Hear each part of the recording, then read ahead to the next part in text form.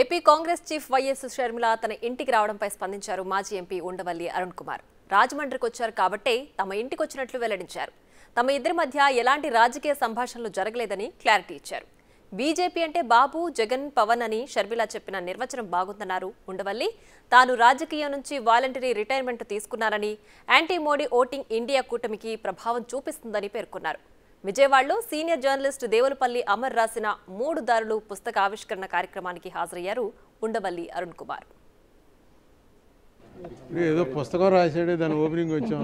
ఇక్కడ నా చేత ఏదో అవాకులు చవాకులు చెప్పిస్తే నేను కుటుంబ తగాదాల జోలికి వెళ్ళను.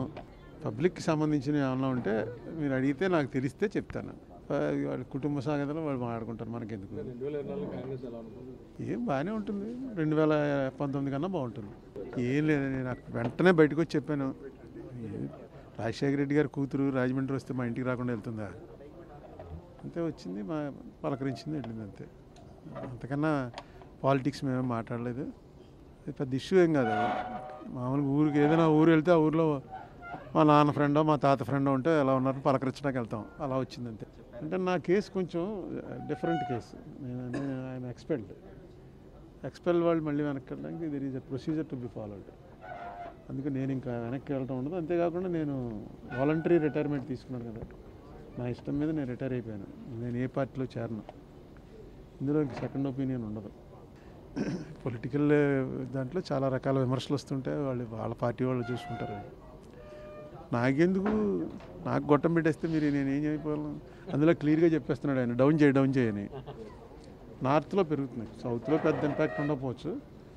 నార్త్లో రామాలయం, రాముడు ఇప్పుడు ప్రస్తుతం రేపు ఎలక్షన్ ఎజెండా కింద మారితే వాళ్ళకి చాలా అడ్వాంటేజ్ అవుతుంది. రాహుల్ గాంధీ పాదయాత్రలు కూడా పనిచేయవా? ఆయన తిరుగుతాడు. ఇప్పుడు ఇది ఎలక్షన్ కోసం క్లియర్గా అర్థమవుతుంది. రాహుల్ గాంధీ తిరుగుతున్నది ఎలక్షన్ కోసం అని నేను అనుకోవట్లేదు. జోడో అవుదాం ఇప్పటికీ అవుతుంది. మన కంట్రీకి ఒక యూనిక్ ఇదేంటంటే ఎలాంటి గొడవలు వచ్చినా, ఎంత ఇది వచ్చినా దాని నుంచి మళ్ళీ అది పూర్తిగా మర్చిపోయి కలిసిపోయేటువంటి ఒక స్వభావం మనకి జీన్స్లో ఉంది.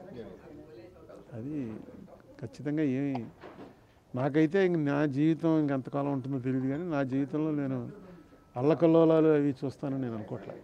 ఏదైనా కొంచెం గొడవలు ఉన్నా డిస్ప్యూట్లు సెటిల్ అయిపోతాయి, పీస్ఫుల్గానే ఉంటుంది.